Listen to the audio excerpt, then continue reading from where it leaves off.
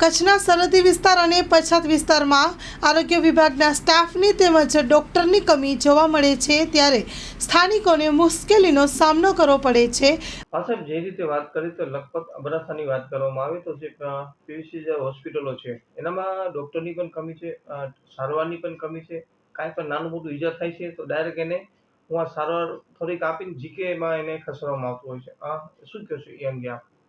સમગ્ર કચ્છ જિલ્લામાં હાલમાં જે દુર્ગમ અને પછાત વિસ્તાર છે ત્યાં સ્ટાફ જતો નથી। મારે આપના માધ્યમથી એ કહેવું છે કે હમણાં જ એક બનાવ બન્યો કે એક બેનને સર્પદંશ થતાં રસ્તામાં જ મૃત્યુ પામ્યા। આવા અનેક બનાવો રોજબરોજ બનતા હોય છે। લખપત, અબડાસા, નખત્રાણા અને બનીના ગામડાઓમાં 50%થી ઓછો સ્ટાફ આરોગ્યનો હોય છે।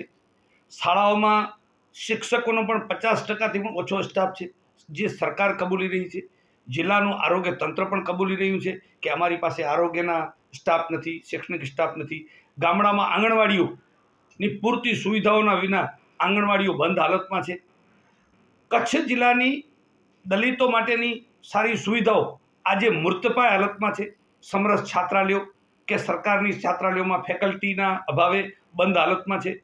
કોઈ પણ બાળકોને સુવિધાઓ ન મળે અને છાત્રાલયો બંધ થવાના આરે સ્ટાફના અભાવે આવે, એનાથી વિશેષ શું હોઈ શકે?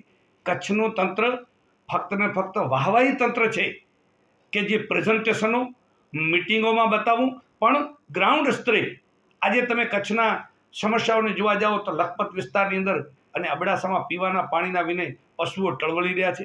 ગામડાઓમાં કોઈને પીવાનું સારું પાણી નથી મળતું। આરોગ્યની સુવિધાની તો વાત કે 108ની એમ્બ્યુલન્સ એ પીએચસી ઉપર આવી અને દર્દીને મૂકી દે અને પીએચસીમાં કોઈ સ્ટાફ ન હોય, કોઈ ડૉક્ટરો ન હોય। આજે બરંદાની હાલત જુઓ કે તમે નારણ સરોવરની હાલત જુઓ કે મેઘપર, એવા દુર્ગમ ગામડાઓમાં લોકો ભુજ સુધી ક્યારે પહોંચી શકે? અહીંયા આધુનિક સુવિધાઓ ભુજમાં વિકાસવામાં આવી છે, પણ ગામડાઓની હાલત તો આજે એની છે।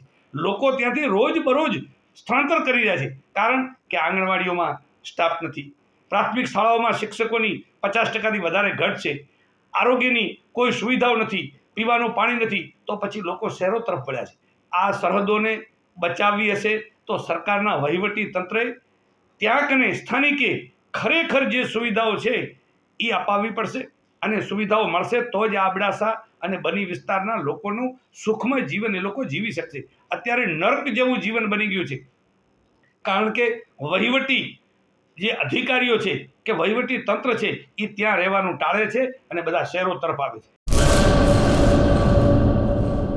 કચ્છની પ્રજાનું માનીતું અને કચ્છની પ્રજાના સાથ સહકાર અને પ્રેમથી સાકાર થયેલું એલબી મોલ એટલે કે લુગડા બજાર ફેમિલી શોરૂમ। અમારું address Bhuj branch, Anam ring road, Bhuj, Kutch. Mobile number 8980413537। Mandvi branch, Nandanvan society, Mandvi Bhuj highway, market યાર્ડની બાજુમાં, માંડવી, કચ્છ।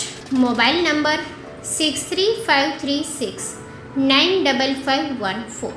નોંધ: રવિવારે આખો દિવસ શોરૂમ ખુલ્લો રહેશે।